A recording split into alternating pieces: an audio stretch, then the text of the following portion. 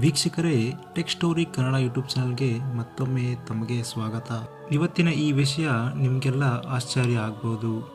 ಯಾಕಂದರೆ ಇಲ್ಲಿ ಒಬ್ಬ MBBS ಸೀಟ್ ಪಡೆದುಕೊಳ್ಬೇಕಂತ ತನ್ನ ಕಾಲನ್ನೇ ತಾನು ಕತ್ತರಿಸಿಕೊಂಡಿದ್ದಾನೆ. ಅಯ್ಯೋ, ಏನಿದು MBBS ಸೀಟ್ಗಾಗಿ ಕಾಲು ಕತ್ತರಿಸಿಕೊಳ್ತಾರಾ ಅಂತ ನಿಮಗೆ ಅನಿಸ್ತಾ ಇರ್ಬೋದು. ಆದರೆ ಇದು ಸತ್ಯ.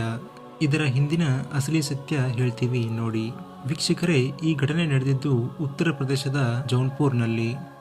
ಜೌನ್ಪುರ್ ಜಿಲ್ಲೆಯ ಖಲೀಲಾಪುರ ಗ್ರಾಮದ ನಿವಾಸಿಯಾದಂಥ ಸೂರಜ್ ಭಾಸ್ಕರ್ ಇಂತಹ ತಪ್ಪು ಕೆಲಸ ಮಾಡಿದ್ದಾನೆ. ಈ ಸೂರಜ್ ನೀಟ್ ಪರೀಕ್ಷೆಯಲ್ಲಿ ಫೇಲ್ ಆದ ಕಾರಣ ವಿಕಲಚೇತನ ಪ್ರಮಾಣ ಪತ್ರ ಬಳಸಿಕೊಂಡು ವೈದ್ಯಕೀಯ ಸೀಟ್ ಪಡೆಯುವ ಸ್ಕೆಚ್ ಅನ್ನ ಹಾಕಿದ್ನಂತೆ. MBBS ಸೀಟ್ಗಾಗಿ ಈತ ಮಾಡಿದ ಖತರ್ನಾಕ್ ಪ್ಲಾನ್ ನಿಮಗೆ ಶಾಕ್ ಆಗ್ಬೋದು. ವೀಕ್ಷಕರೇ, ಈ ಸೂರಜ್ ತನ್ನ ಕಾಲನ್ನು ಕತ್ತರಿಸಿಕೊಂಡ ಮೇಲೆ ಲೈನ್ ಬಜಾರ್ ಪೊಲೀಸ್ ಸ್ಟೇಷನ್ಗೆ ಒಂದು ಕಂಪ್ಲೇಂಟ್ ಅನ್ನು ಕೊಡ್ತಾನೆ. ಆ ಕಂಪ್ಲೇಂಟ್ ಅಲ್ಲಿ ಈತ ಹೇಳೋದೇನೆಂದ್ರೆ, ನಮ್ಮ ಮನೆ ನಿರ್ಮಾಣದ ಹಂತದಲ್ಲಿತ್ತು. ಆ ದಿನ ರಾತ್ರಿ ಅಪರಿಚಿತರು ನಮ್ಮ ನಿರ್ಮಾಣ ಹಂತಕ್ಕೆ ನುಗ್ಗಿ ನನ್ನ ಮೇಲೆ ಹಲ್ಲೆಯನ್ನ ಮಾಡಿದ್ರು. ಅವರು ಹೊಡೆದ ಏಟಿಗೆ ನಾನು ಪ್ರಜ್ಞೆ ತಪ್ಪಿ ಅಲ್ಲೇ ಬಿದ್ದು ಹೋದ ಮೇಲೆ ಅವರು ನನ್ನ ಪಾದದ ಬೆರಳುಗಳನ್ನು ಕತ್ತರಿಸಿದ್ದಾರೆ ಎಂದು ಸೂರಜ್ ಪೊಲೀಸರಿಗೆ ಸುಳ್ಳು ದೂರನ್ನ ನೀಡಿರ್ತಾನೆ.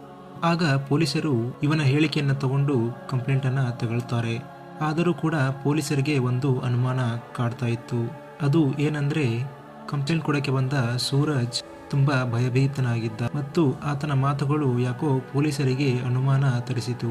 ವೀಕ್ಷಕರೇ, ಸುಳ್ಳು ಯಾವತ್ತು ಒಂದಲ್ಲ ಒಂದು ದಿನ ಹೊರಗೆ ಬರಲೇಬೇಕು. ಇಲ್ಲಿಯೂ ಕೂಡ ಹಾಗೆ ಆಗಿದ್ದು. ಕಂಪ್ಲೇಂಟ್ ತಗೊಂಡಂತ ಪೊಲೀಸರು ಇನ್ವೆಸ್ಟಿಗೇಷನ್ಗೆ ರೆಡಿ ಆದ್ರು. ಆಗ ಒಂದು ಶಾಕಿಂಗ್ ವಿಚಾರ ಗೊತ್ತಾಯಿತು. ಅದು ಏನಂದ್ರೆ, ಪೊಲೀಸರು ಹತ್ತಿರದ CCTV ಮತ್ತು ಮೊಬೈಲ್ ನೆಟ್ವರ್ಕ್ ಪರಿಶೀಲನೆ ಮಾಡಿದರು.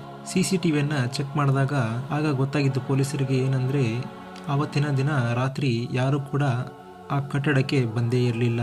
ಮತ್ತು ಈ ಸೂರಜ್ ಅದರ ಹಿಂದಿನ ದಿನ ತನ್ನ ಗೆಳತಿಯ ಜೊತೆ ಮಾತಾಡಿದ್ದು ಇನ್ವೆಸ್ಟಿಗೇಷನ್ ಅಲ್ಲಿ ಕಂಡು ಬಂತು. ನೀಟ್ ಪರೀಕ್ಷೆಯಲ್ಲಿ ಪಾಸ್ ಆಗಿ MBBS ಸೇರುವ ಬಯಕೆಯನ್ನ ಸೂರಜ್ ಇಟ್ಕೊಂಡಿದ್ದ. ಆದರೆ ಪರೀಕ್ಷೆಯಲ್ಲಿ ಫೇಲ್ ಆಗಿದ್ದ ಕಾರಣ ನನಗೆ MBBS ಸೀಟ್ ಸಿಕ್ಕಿಲ್ಲ ಅಂತ ಈ ಸೂರಜ್ ಒಂದು ಡೈರಿಯಲ್ಲಿ ಬರೆದಿಟ್ಟಿದ್ದ.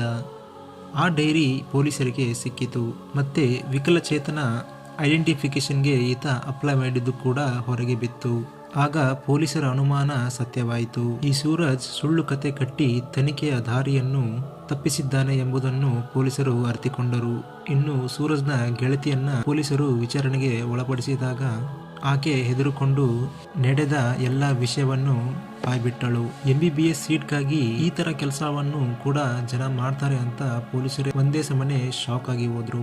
ಈಗ ಸದ್ಯಕ್ಕೆ ಸೂರಜ್ ಮೇಲೆ ಕಾನೂನು ಕ್ರಮವನ್ನ ಪೊಲೀಸರು ತೆಗೆದುಕೊಂಡಿದ್ದಾರೆ ಮತ್ತು ಈ ವಿಷಯದ ಬಗ್ಗೆ ಪೊಲೀಸರು ಮಾಧ್ಯಮಕ್ಕೆ ಮಾಹಿತಿಯನ್ನು ನೀಡಿ ಎಚ್ಚರಿಕೆಯನ್ನ ನೀಡಿದ್ದಾರೆ. ವೀಕ್ಷಕರೇ, MBBS ಮಾಡುವುದು ಎಷ್ಟೋ ಜನಗಳ ಕನಸು. ಆದರೆ ಇಲ್ಲಿ ಈ ಸೂರಜ್ ಮಾಡಿರುವುದು ತುಂಬಾ ಒಂದು ದೊಡ್ಡ ತಪ್ಪು.